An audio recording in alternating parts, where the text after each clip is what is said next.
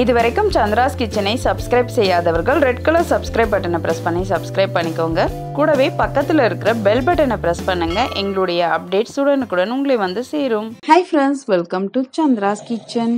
இன்னைக்கு நம்ம நவராத்திரி கொலுவுடைய 6வது நாள் பிரசாதம் செய்ய போறோம். இந்த 6வது நாள் செவ்வாய்க்கிழமை வருது. இந்த செவ்வாய்க்கிழமைக்கு உரிய நவகிரகம் பாத்தீங்கன்னா செவ்வாய் பகவான். அது மட்டும் இல்லாம ராகு கேதுக்கு தனியா கிழமைகள் எதுவும் இல்லாததுனால ராகு பகவானுக்கு சனிக்கிழமை அன்னைக்கு கருப்புளுந்து சுண்டல் செஞ்சிருந்தோம். அதே மாதிரி இன்னைக்கு பாத்தீங்கன்னா செவ்வாய்க்கிழமை. இன்னைக்கு செவ்வாய் பகவானுக்கு உரிய துவரம்பருப்பை வச்சு நம்ம கதம்ப சாதம் செய்ய போறோம். கேது பகவானுக்கு உரிய கொல்லை வச்சு சுண்டல் செய்ய போறோம். இது லட்சுமி தாயாருக்கு நம்ம கதம்ப சாதம் செஞ்சு வழிபடுறது விசேஷமானது. அதனால இன்னைக்கு நம்ம கதம்ப சாதமும் கொள்ளு சுண்டலும் பிரசாதமா செய்ய ஆரம்பிச்சிடலாம். நம்ம இப்ப கொள்ளு சுண்டல் செய்ய ஆரம்பிச்சிடலாம். கொள்ளு 150 கிராம் அளவுக்கு நான் 6 மணி நேரம் ஊற வச்சிருக்கேன். இந்த 6 மணி நேரம் ஊற வச்ச கொள்ளை நம்ம ஒரு குக்கருக்கு மாத்திடலாம். இந்த கொள்ளு வேக வைக்கிறதுக்கு நான் 2.5 டம்ளர் போல தண்ணி சேர்த்திருக்கேன். சேர்த்துட்டு நம்ம குக்கரை மூடி ஒரு 5 விசில் வச்சிடலாம். அப்ப உங்களுக்கு நல்லா வெந்துரும். இப்ப பிரஷர் நல்லா அடங்கிடுச்சு. நம்ம ஓபன் பண்ணிடலாம். கொள்ளு ரொம்ப மசீர மாதிரி வச்சோம்னா உங்களுக்கு அது ஒரு மாதிரி இருக்கும், சுண்டல் செய்ய நல்லா இருக்காது. அதனால கொஞ்சம் நீங்க மீடியமா இந்த மாதிரி எடுத்துக்கோங்க. இப்ப நம்ம சுண்டலை தாளிச்சிடலாம். இதுக்காக ஒரு கடாயில 1.5 ஸ்பூன் போல எண்ணெய் சேர்த்துக்கலாம். கொஞ்சம் போல கடுகு உளுந்து சேர்த்துடலாம். அடுத்ததா ஒரு காஞ்ச மிளகாவை கிள்ளி சேர்த்துக்கலாம். ஒரு கொத்து கருவேப்பிலை சேர்த்துடலாம். இந்த சுண்டலுக்கு தேவையான அளவு உப்பு சேர்த்துக்கலாம். அடுத்ததா நம்ம வேக வச்சு எடுத்து வச்சிருக்க கொள்ளை சேர்த்துடலாம். இப்ப நம்ம தேங்காய் துருவல் 2 ஸ்பூன் போல சேர்த்துக்கலாம். அடுத்ததா நம்ம சுண்டல் பொடி 1 ஸ்பூன் போல சேர்த்துக்கலாம். இது ஆப்ஷனல் தான், நீங்க சேர்க்கணும்னு அவசியம்லாம் இல்ல. சுண்டல் பொடி இருந்துச்சுன்னா நீங்க சேர்த்துக்கோங்க. இப்ப இது எல்லாத்தையும் நல்லா கலந்துடலாம். இப்ப நம்மளுடைய கொள்ளு சுண்டல் ரெடி ஆயிடுச்சு. இப்ப நம்ம முதல்ல கதம்ப சாதத்துக்கான பொடியை நம்ம ரெடி பண்ணிக்கலாம். இதுக்காக ஒரு கடாயில 2 ஸ்பூன் போல எண்ணெய் சேர்த்திருக்கேன். அடுத்ததா 2 ஸ்பூன் அளவுக்கு உளுத்தம்பருப்பு, 2 ஸ்பூன் அளவுக்கு கடலைப்பருப்பு சேர்த்துக்கலாம். சேர்த்துட்டு கொஞ்சம் நல்லா செவக்க வறுக்கலாம். இது பாதி அளவுக்கு வறுப்படும் போதே நம்ம ஒரு 10 மிளகு இதோட சேர்த்துக்கலாம். வெந்தயம் ஒரு 1/4 ஸ்பூன் சேர்த்துக்கலாம். சேர்த்துட்டு நல்லா இதை வறுத்துக்கோங்க. 1/4 ஸ்பூன் போல கடுகு, 2 ஸ்பூன் அளவுக்கு தனியா, 1 ஸ்பூன் அளவுக்கு வேர்க்கடலை பருப்பு சேர்த்து நல்லா இதை வதக்கிடுங்க. காஞ்ச மிளகா ஒரு 8 சேர்த்துக்கலாம். ஒரு கொத்து போல கருவேப்பிலை சேர்த்து நல்லா இதை வதக்கிடுங்க.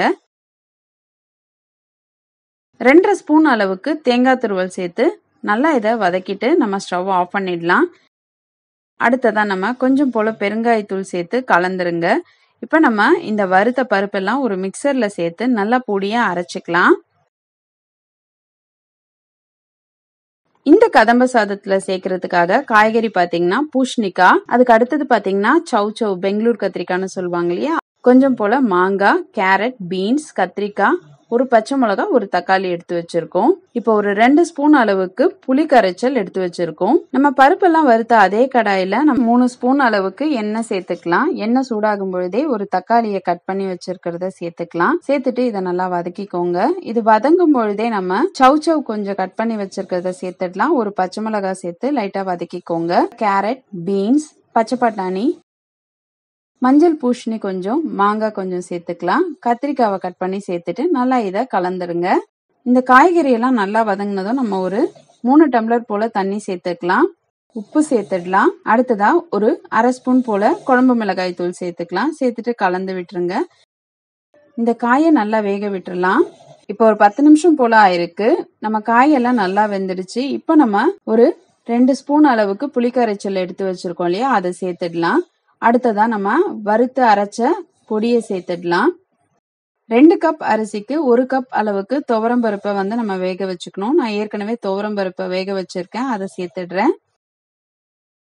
ஒரு 2 டம்ளர் போல தண்ணி சேர்த்து நல்லா கலந்து விட்டுடுறேன். நீங்க பருப்பு வேக வச்ச தண்ணி இருந்துச்சுன்னா அதையும் சேர்த்துக்கோங்க. இப்ப இந்த பருப்பு காயோட சேர்ந்து நல்லா கொதிக்க ஆரம்பிக்கட்டும். இது நல்லா கொதிக்க ஆரம்பிச்சிடுச்சு. இப்ப நம்ம கொஞ்சம் போல வெல்லத்தை இதோட சேர்த்துக்கலாம். சேர்த்துட்டு நல்லா கலந்துருங்க. நல்லா வாசனை வர ஆரம்பிக்கும் பொழுது நம்ம வடிச்சு வச்சிருக்க சாதத்தை இதோட சேர்த்துக்கலாம். சேர்த்துட்டு நல்லா இதை கலந்துருங்க. நம்ம அரிசியும் பருப்பும் கூட சேர்த்து கூட செய்யலாம். ஆனா நான் இன்னைக்கு தனியா தான் செஞ்சிருக்கேன். இப்ப நம்ம இந்த பருப்பு கலவையோட சேர்த்து சாதத்தை நல்லா கலந்துட்டோம். இப்ப நம்ம அடுத்ததா இந்த கதம்ப சாதத்தை தாளிச்சுக்கலாம். இதுக்காக ஒரு கடாயில 2 ஸ்பூன் அளவுக்கு எண்ணெய் சேர்த்துக்கிறேன். கடுகுளுந்து சேர்த்துடலாம். ஒரு காஞ்ச மிளகாய் சேர்த்துக்கலாம். முந்திரி பருப்பு ஒரு 8ல இருந்து 10 முந்திரி பருப்பு, ஒரு கொத்து கருவேப்பிலை சேர்த்து நல்லா வதக்கிடுங்க. இப்ப கொஞ்சம் போல பெருங்காயத்தூள் சேர்த்துக்கலாம். சேர்த்துட்டு நம்ம இந்த கலவைய கதம்ப சாதத்துல சேர்த்துடலாம். அடுத்ததா மேலாப்புல ஒரு 3ல இருந்து 4 ஸ்பூன் அளவுக்கு நெய் சேர்த்துக்கோங்க. இது டேஸ்ட் நல்லா இருக்கும். அடுத்ததான் நம்ம கொத்தமல்லி தழை சேர்த்துக்கலாம். நவராத்திரி கொலுவுடைய 6வது நாள் பிரசாதமான கதம்ப சாதமும் கொள்ளு சுண்டலும் இப்ப ரெடி ஆயிடுச்சு. நீங்களும் இந்த பிரசாதங்களை உங்க வீட்டுல செஞ்சு பாருங்க. செஞ்சு பார்த்துட்டு உங்களுடைய ஃபீட்பேக்கையும் கமெண்ட்டையும் எங்களுக்கு சொல்லுங்க. இதே மாதிரி இன்னும் நிறைய ரெசிபிஸ் உங்களுக்காக வந்துட்டே இருக்கு. இதுக்காக நீங்க செய்ய வேண்டியது என்னன்னா, இது வரைக்கும் சந்திராஸ் கிச்சனை சப்ஸ்கிரைப் பண்ணலனா சப்ஸ்கிரைப் பண்ணிடுங்க. பக்கத்துல இருக்கிற பெல் பட்டனை பிரஸ் பண்ணுங்க. அதுல ஆல் நோட்டிபிகேஷனை ஆன் பண்ணிக்கோங்க. அப்பதான் நாங்க போடுற வீடியோஸ் உங்களுக்கு உடனே சேரும். நான் இன்னொரு சுவாரஸ்யமான ரெசிபியோட உங்களை சந்திக்கிறேன். நன்றி, வணக்கம்.